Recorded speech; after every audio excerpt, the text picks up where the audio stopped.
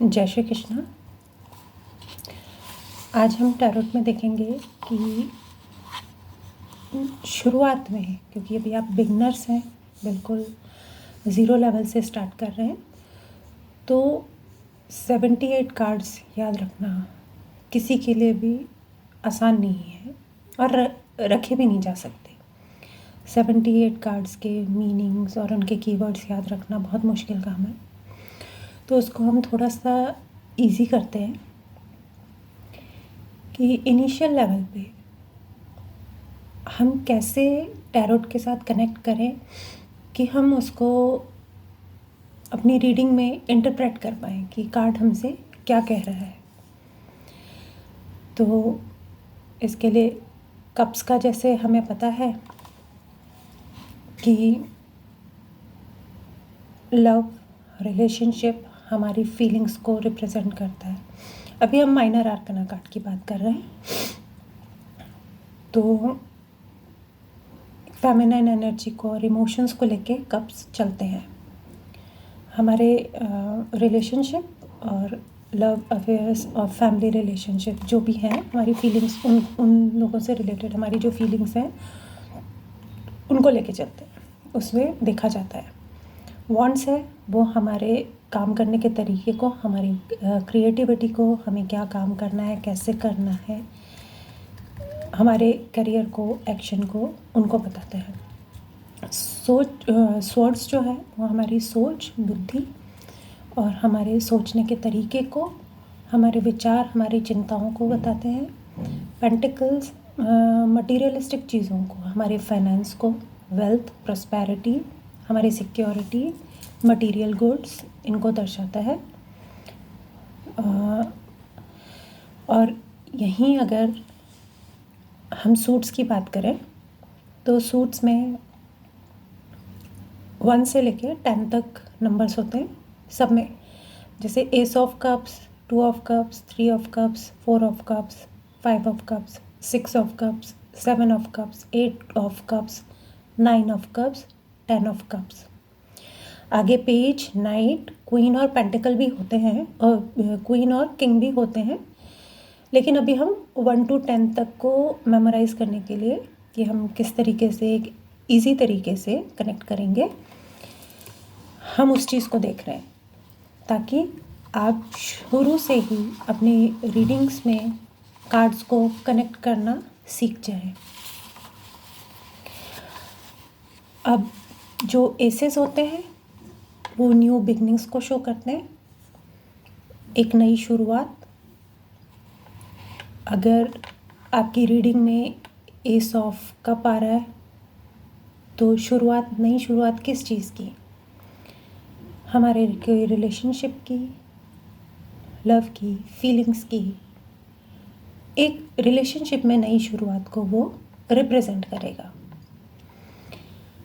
2 number के जो cards होते हैं वो आपके डिसीजंस को शो करते हैं या बैलेंस को शो करते हैं। अब न्यू बिगनिंग तो हो गई किसी चीज़ की, एस में हमें न्यू बिगनिंग मिल गई। अब न्यू बिगनिंग जब करते हैं तो हमारे पास ऑप्शंस होते हैं कि हमें ये काम करना चाहिए कि नहीं करना चाहिए। सपोज़ करो आप बिज़नेस के लिए बात कर रहे हैं, तो आपके पास ऑप्शन है, आपने सोचा कि मैं एक काम करूं या दूसरा काम करूं। आपके पास 2 ऑप्शंस है। सपोज़ करो एक ज्वेलरी का बिज़नेस है आपके हाथ में, दूसरा एजुकेशन सेक्टर से रिलेटेड बिज़नेस है, या आपको कोई शॉप खोलनी है। आपके पास ऑप्शंस हैं, तो यहाँ पे आप उस चीज़ से रिलेटेड डिसीजन लोगे, सिचुएशन को बैलेंस करोगे, जो आपको लगेगा कि आपके लिए ज़्यादा प्रॉफिटेबल चीज़ है, आप उसी पे वर्क करोगे। तो आप यहाँ पे डिसाइड करोगे किसी चीज़ को। तो यही चीज़ है। अभी 2 नंबर का कार्ड अगर 2 ऑफ पेंटिकल्स आ गया तो यहाँ पे क्या डिसीजन आप किस चीज़ को लेके करोगे? अपने फाइनेंस से रिलेटेड रहेगा, आपके प्रॉपर्टी से रिलेटेड रहेगा, मनी से, वेल्थ से रिलेटेड किसी भी चीज़ में आप कोई ना कोई डिसीजन लेने वाले हो। 3 नंबर कार्ड का जो कीवर्ड है वो है ग्रोथ, नॉलेज या क्रिएटिविटी। अब जब आपने अपने लिए डिसाइड कर लिया, 2 नंबर में आके आपने डिसीजन ले लिया, तो उसको आप उस पे वर्क करके अपनी नॉलेज से, अपनी क्रिएटिविटी से अपनी लाइफ में ग्रोथ लेके आओगे। धीरे धीरे ग्रोथ होएगी आपकी। तो 1 से भले 2, 2 से भले 3 बोलते हैं। जैसे जैसे धीरे धीरे एक एक स्टेप आप आगे बढ़ते जा रहे हो, आपकी लाइफ में ग्रोथ होती जा रही है। अगर आपकी रीडिंग में 3 ऑफ स्वॉर्ड्स आता है, तो किस चीज़ से रिलेटेड हम बात करेंगे? तो 3 किस तरह की स्वॉर्ड्स हमारे एक्टिविटी को शो करता है। हमारे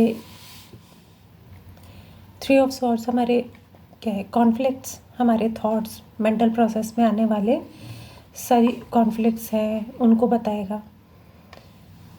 अब 3 से हम आगे बढ़ते हैं। इसको एक स्टोरी की तरह लीजिएगा। जैसे हमने 1 को देखा, 1 से ग्रोथ करके हमारे 2 पे, 2 से ग्रोथ करके हम जा रहे 3 पे। अब 3 से जब हम आगे बढ़ते हैं, हमने 1 में न्यू बिगनिंग करी,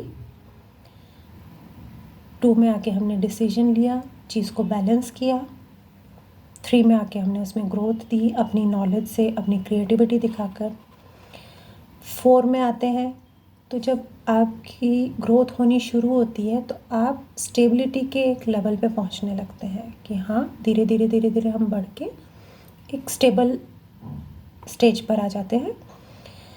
तो 4 हमें देता है स्टेबिलिटी भी देता है, साथ में लिमिटेशंस भी देता है कि आपको कुछ लिमिटेशंस में रहकर अपनी चीज़ों को पाना चाहिए। जैसे हम लोग किसी भी चीज़ की शुरुआत करते हैं, तो उसको एक कुछ समय चाहिए होता है पूरी तरीके से स्टेबल होने के लिए या कंप्लीशन पे जाने के लिए। तो स्टेबिलिटी उसका एक स्टेप है।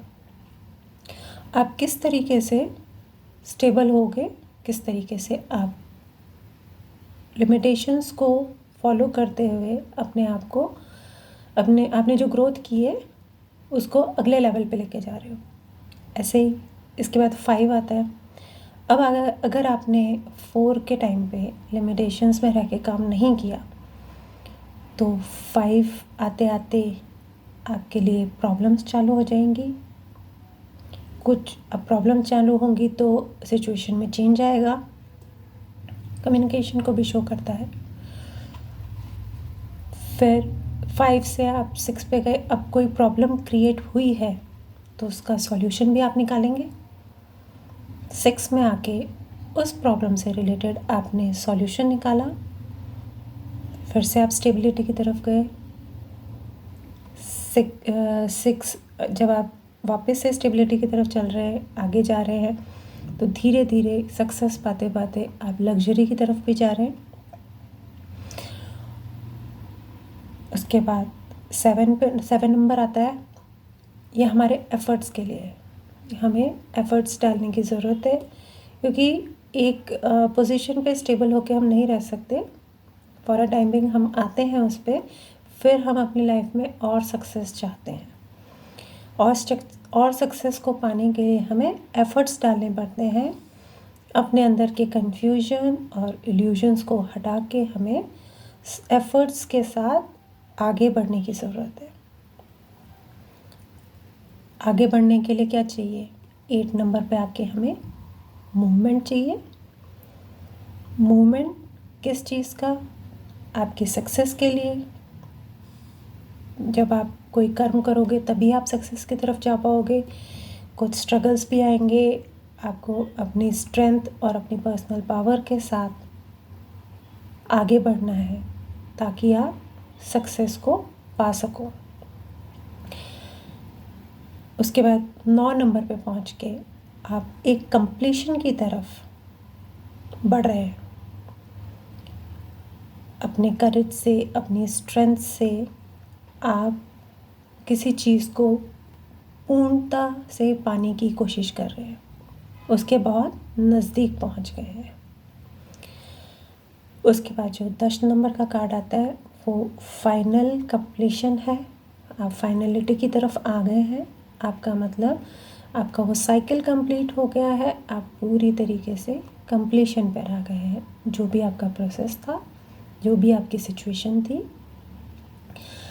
अब आप जो ये कीवर्ड्स दिए गए हैं 1 to लेके 10 तक, 1 से 10 तक, उनको आप कंबाइन करके जो सूट्स हैं माइनर आर्कना के, उनके साथ कंबाइन करके आप इजीली मिक्स एंड मैच कर सकते हैं। तो आपके, क्योंकि ये आपका शुरुआत का लेवल है, तो आपके लिए थोड़ा सा इजी हो जाएगा कार्ड को समझना, और धीरे धीरे जब आप उनकी एनर्जीज़ को रीड करना शुरू करेंगे तो आप और डीपर मीनिंग में इजीली चले जाएंगे और आपकी रीडिंग्स उतनी ही परफेक्ट होती जाएंगी। धन्यवाद।